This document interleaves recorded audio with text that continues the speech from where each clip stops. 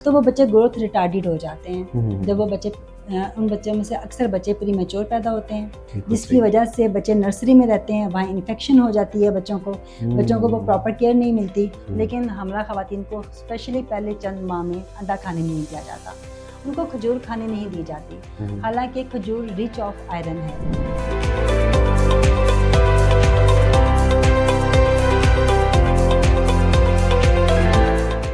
ठीक, ठीक, ठीक। अच्छा मैम, अगर आप इसको मैं थोड़ा-सा मज़ीद इसको ब्रीफ़ करूँगा। इन तमाम तर चीज़ों का ताल्लुक हमने देखा कि मेजरली जहाँ तक मेडिकेशन से है, जी। मेडिकल से है, उतना ही इम्पोर्टेंट हमें ये देखने को मिला है कि ये कहीं न कहीं ज़हनी सेहत के साथ भी है। ज़हनी सेहत के बाद आपने बताया कि बच्चे में बहुत सारी प्रॉब्लम्स जन्म लेती हैं। वो किस नौइयत की हो सकती है, जो सोसाइटी में हमें कॉमन नज़र आती हैं, लेकिन शायद उन्हें नाम अलग तरीके से दिया जा सकता है या दिया जाता है कि ये बच्चे में ये कोई और प्रॉब्लम है। लेकिन असल प्रॉब्लम ये होती है कि प्रेगनेंसी के दौरान जो उनकी मदर हैं, वो कहीं न कहीं उस साइकोलॉजिकल प्रॉब्लम का शिकार रही होती हैं। जी। देखें, जो माँ की जितनी केयर, अच्छी न्यूट्रिशन, वक्त पे दवा अगर उसको मिलेगी तो बच्चा उतना सेहतमंद पैदा होगा। ठीक है। ऐसी ख़वातीन जो बच्चा अब जिनको केयर, न्यूट्रिशन, दवाएं टाइम पे नहीं मिलती, उनके बच्चे वेट के हिसाब से, मतलब वज़न के हिसाब से, या उनके बच्चे ग्रोथ के हिसाब से कम रह जाते हैं उन बच्चों की निस्बत जिनको ये चीज़ें बर वक्त और प्रॉपर तरीके से मिल रही होती हैं। सही, सही। तो वो बच्चे ग्रोथ रिटार्डेड हो जाते हैं। हुँ, जब वो बच्चे उन बच्चों में से अक्सर बच्चे प्री मैच्योर पैदा होते हैं। उनके अंदर अगर वो प्री मैच्योर पैदा होंगे, उनका वज़न ठीक नहीं होगा तो उनके अंदर डिफरेंट मसाइल होंगे, हाइपोग्लाइसीमिया होगा, हाइपोथर्मिया होगा।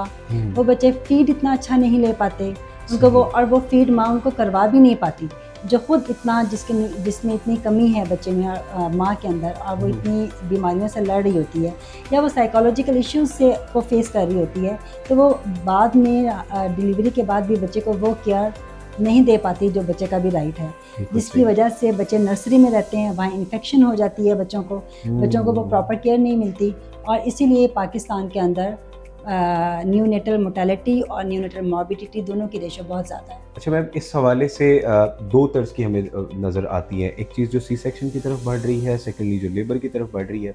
इसके बाद यानी प्रेगनेंसी की, मैं दोबारा इस चीज़ की तरफ क्योंकि ब्रीफली डिस्कशन में चाह रहा हूँ। डाइट की आपने बात की, न्यूट्रिशन और एक्टिविटीज़ की बात की, क्या वो पहले की तर्ज की नहीं रही? लिहाजा ये सवाल यहाँ पे पैदा ही नहीं होता कि हमने भी, मतलब जो बड़े, या एक मिथ बनी हुई है कि ये सभी करते आ रहे हैं, ये कौन सी ऐसी नई चीज़ है। लेकिन वो पहले जैसी ना तो डाइट रही, ना वैसी एक्टिविटीज़ रही। द इम्पॉर्टेंट थिंग इज़ कि डाइट की आपने बात की, डाइट क्या ज़रूरी होती है स्पेसिफिकली इस एक पॉइंट ऑफ व्यू के हवाले से? जी, देखें, एक बैलेंस डाइट प्रेग्नेंट ख़वातीन के लिए बहुत ज़रूरी है। ठीक है। हमारे यहाँ मिथ्स हैं डाइट को लेकर के, ख़ास तौर पे हामला ख़वातीन के लिए, कि जब उनकी प्रेगनेंसी स्टार्ट होती है तो कहा जाता है कि आप अंडा ना खाएं, आप ये गर्म है, ये चीज़ ठंडी है, इसका असर, ये चीज़ खाएंगे तो मिसकैरेज की तरफ केस चला जाएगा, ये खाएंगे तो बच्चे में ये मसला पैदा हो जाएगा।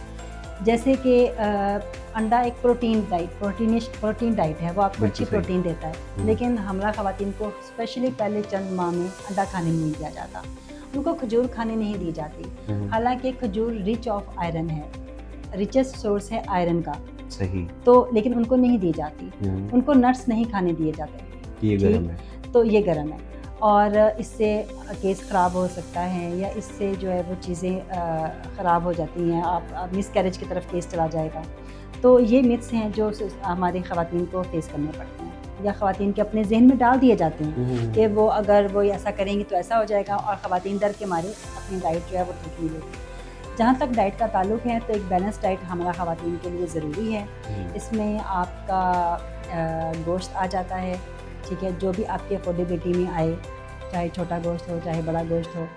अंडा ज़रूर खाना चाहिए, दिन में एक दफ़ा लेना चाहिए।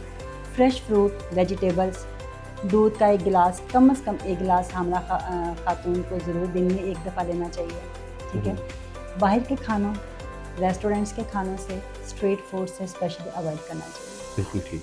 तो ये बैलेंस डाइट है जो एक खातून अगर ले और वो प्रॉपर इसकी अमाउंट ले और सिलेक्शन प्रॉपर करे, तो उसमें ना खून की कमी होगी, और अगले आने वाले अपने लेबर के प्रोसेस के लिए भी तैयार रहेगी, और अपने बच्चे की जो उसके अंदर है उसकी ग्रोथ भी बहुत अच्छी होगी। अच्छा मैम, एक ये थोड़ा सा तल्ख सवाल है, चूँकि आप बीइंग ए कंसल्टेंट इन सारी चीज़ों को देखती हैं। सोसाइटी में एक मिथ पैदा मतलब हमें देखने को मिलती है कि बेबी बॉय और बेबी गर्ल, इन 2 चीज़ों के हवाले से आप फैमिली रिएक्शन भी देखती हैं, जी। आप फैमिलीज़ को भी ऑब्ज़र्व कर रही जी, होती हैं। बिल्कुल। और आफ्टर प्रेगनेंसी मतलब जब इस तरह की एक बात मिथ बनी होती है कि बेबी बॉय होगा तो सिचुएशन कदरे डिफरेंट होगी। डिफेंड हो रही होगी, और बेबी गर्ल होगी तो वो क्योंकि डिपेंड कर रहा होता है ये एरिया टू एरिया भी और सिचुएशन टू सिचुएशन भी। एक ये जो चीज़ है आफ्टर प्रेगनेंसी या बेबी बर्थ के बाद जो है, ये एक माँ की सेहत पर किस तरह से असरअंदाज होती है और वो कितना बड़ा प्रॉब्लम होती बहुत है? ज़्यादा।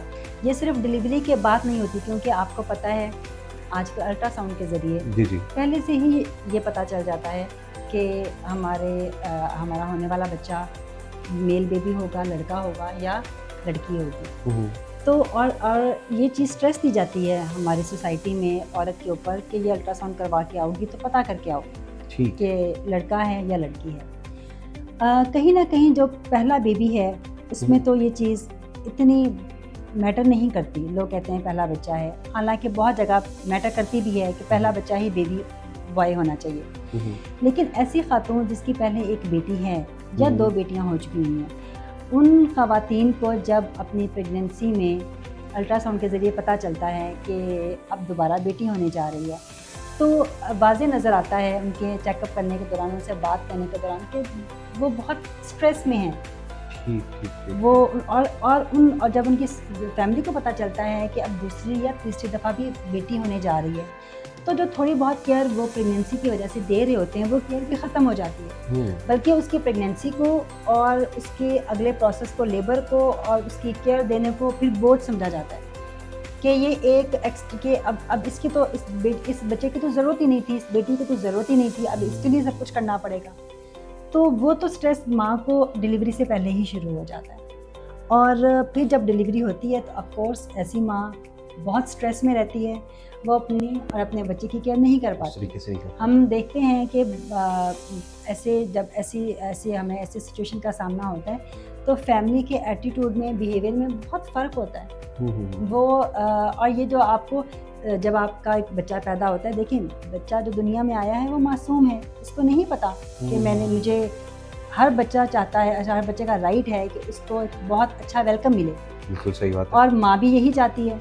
लेकिन जब उसको वो वेलकम नहीं दिया जाता और माँ को भी इग्नोर किया जाता है सिर्फ इसलिए कि उसने एक बेटी पैदा कर दी या दोबारा पैदा कर दी बेटी, तो ये चीज़ माँ को बहुत हर्ट करती है, उसके ज़हनी दबाव का शिकार होती है वो वालदा। और वो औरत जब अपने बच्चे को घर लेके जाती है तो उसको वो न्यूट्रिशन नहीं दी जाती, उसको वो टाइम नहीं दिया जाता कि वो अपने बच्चे को टाइम दे, केयर दे, क्योंकि बच्चा तभी पलेगा जब माँ उसको ब्रेस्ट फीड करवाएगी, माँ उसको दूध पिलाएगी, उसके लिए माँ को अपनी केयर भी करनी है, उसको अपने बच्चे के साथ टाइम भी स्पेंड करना है, उसको अपना टाइम देना है, अपने बहुत सारी एक्टिविटीज़ को पीछे करना है और वो ख़त्म करके अपना कुछ टाइम अपने बच्चे को देना है। उसको वो टाइम नहीं दिया जाता, उसको सपोर्ट नहीं किया जाता, उसको फैमिली सपोर्ट नहीं होती, और ये सारी चीज़ें मिलके उसके लिए ज़हनी दबाव और इवन साइकेट्रिक इश्यूज़ पैदा करती हैं और उसकी ज़हनी सेहत को ख़राब करती हैं। अल्टीमेटली इन सब का असर फिर बच्चे की सेहत पे आता। आपका बहुत बहुत शुक्रिया मैम, आपने द ग्लोबल केयर फाउंडेशन के लिए इतना अहम वक्त निकाला, और यकीनी तौर पर आपकी ये जितनी भी इस्लाही बातें हैं ये हमारे व्यूवर्स के लिए ख़ास तौर पर एक बहुत कलीदी किरदार अदा करेंगी कि वो किस तरीके से इन्हें ना सिर्फ सोसाइटी में इम्प्लीमेंट कर सकते हैं, अपनी पर्सनल लाइफ में इम्प्लीमेंट कर सकते हैं और एक सोसाइटी का पॉजिटिव इमेज जो है वो सबके सामने ला सकते हैं। द ग्लोबल केयर फाउंडेशन इसी सिलसिले को आगे लेकर चलती रहेगी और ऐसे कई अवेयरनेस सेशन इंशाअल्लाह रहमान आप लोगों तक पहुँचाती रहेगी। इसी के साथ अपने मेज़बान सैयद अबरार अबुल हसन को इजाज़त दीजिए। अल्लाह हाफ़िज़।